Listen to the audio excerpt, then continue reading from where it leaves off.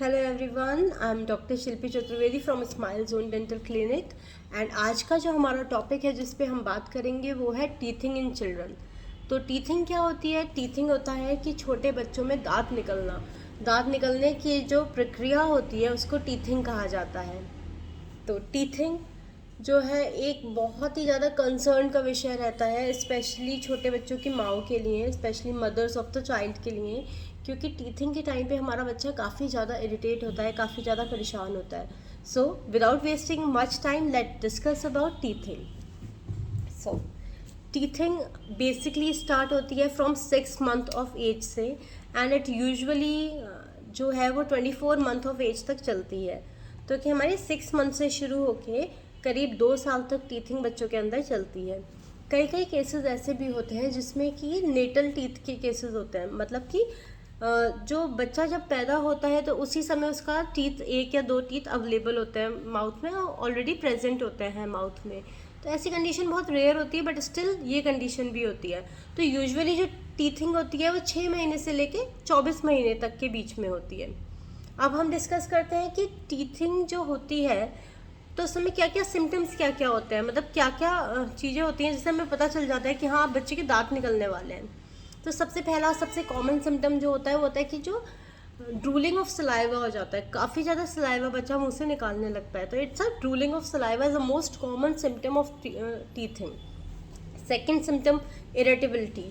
जो हमारा बच्चा है वो थोड़ा इरिटेटेड रहेगा, इरिटेबिलिटी रहेगी इसके गम्स में, इचिंग रहेगी, प्रॉब्लम रहेगी, और बच्चे की जो फसीनेस होगी वो बार बार दैट कम्स एंड गोज। ऐसा नहीं है प्रोलॉन्ग फसीनेस नहीं रहेगी, बट फसीनेस उसके अंदर रहेगी, बच्चे के अंदर परेशान रहेगा, कभी परेशान होगा कभी ठीक हो जाएगा। तो irritability, fussiness. Then the third one is जो उसके गम्स होंगे वो काफ़ी ज़्यादा टेंडर हो जाएंगे, काफ़ी ज़्यादा स्वेलन हो जाएंगे। अगर आप क्लियरली ऑब्जर्व करते हो, पास से बच्चे को ऑब्जर्व करते हो, तो आप देखोगे जो गम्स हैं वो काफ़ी रेड हो गए हैं, थोड़े से स्वेलन दिख रहे हैं। तो ये बहुत कॉमन सिम्टम है, ये हर बच्चे में दिखेगा ही दिखेगा। कई बच्चों में ये जो चीक्स का एरिया होता है ये भी रेड हो जाता है काफ़ी ज़्यादा, अगर टीथ आ रहे होते हैं तो। उसके बाद कि he will the child will refuse to eat food, he will say no I don't want to eat food, मतलब he can't say, मतलब he will not take food when you want to give him food। वो refuse करेगा, किसी ना किसी form में मना करेगा या फिर रोएगा, कुछ भी करेगा, but he will refuse food. वो खाना खाना नहीं चाहेगा उस समय। उसके बाद he wants to put his finger or he wants to put anything in his mouth, he just want to put any object in his mouth because it will soothe his condition, it will soothe his gums। तो बच्चा यही चाहेगा कि मैं अपना हाथ चबाता रहूँ या अपनी फिंगर खाता रहूँ या फिर कोई भी ऑब्जेक्ट जो है वो अपने मुंह में देता रहूँ, विच इज़ एक्चुअली ओके, उसमें कोई प्रॉब्लम नहीं है। तो अगर बच्चा ऐसा फिंगर अपने मुंह में दे रहा है, अगर बच्चा 5 महीने का है, 6 महीने का है, फिंगर अपने माउथ में दे रहा है, तो उसमें कोई प्रॉब्लम नहीं है, उसको ऐसा करने दीजिए। उसको गम सूद ही हो रहे हैं उसकी, अच्छा ही हो रहा है। अच्छा, अब क्वेश्चन आता है कि कई माएँ कहती हैं मेरे बच्चे को फीवर हो गया, कोल्ड हो गया, कफ हो गया, डायरिया हो गया, और मेरा बच्चा बहुत ज़्यादा फंसी रहता है, बहुत ही ज़्यादा। तो क्या ये सिम्टम्स टीथिंग के हैं? तो no, these are not the symptoms of teething. This is the most important thing. Teething का सिम्टम फीवर, कफ, कोल्ड नहीं होता है। Teething is not a viral problem, it is not any issue, it is a normal process. तो there are number of debates जो कहती हैं कि हाँ टीथिंग में फीवर होता है वगैरह, but teething is not associated with fever, cold और कफ।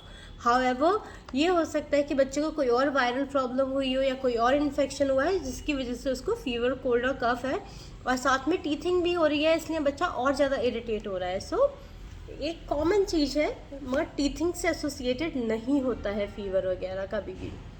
अब हम देखते हैं कि कौन से टीथ, कितने टीथ आते हैं पर्टिकुलर। तो 20 टीथ आते हैं, जो मिल्क टूथ होते हैं वो 20 मिल्क टूथ होते हैं। सेंट्रल इंसाइजर्स होते हैं वो आपके 6 से 12 महीने के बीच में आ जाते हैं। ये जो आगे वाले 2 दांत होते हैं ऊपर और नीचे के, 6 से 12 महीने के बीच में आ जाते हैं। फिर जो साइड के होते हैं लेटरल इंसाइजर्स, ये 9 से लेके 16 महीने के बीच में आपके दांत आते हैं।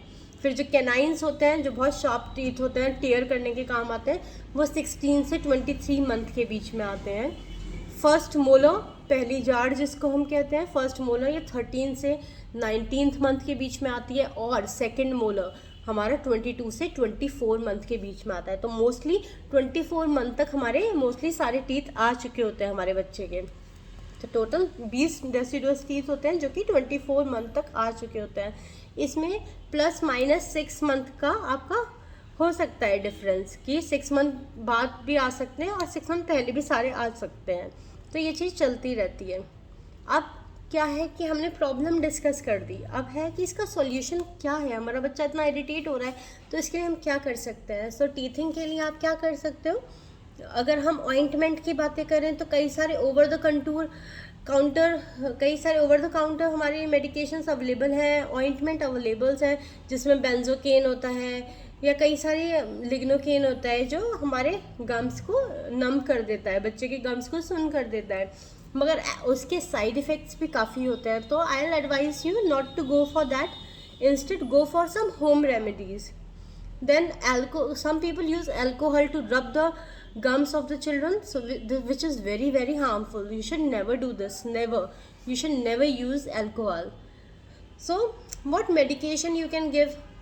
Yes, if your child is very very irritated, if your child is having lot of swollen gum, he is having lot of discomfort, so you should give a painkiller, or you should give any brufen or anything like that, ibuprofen, anything like that.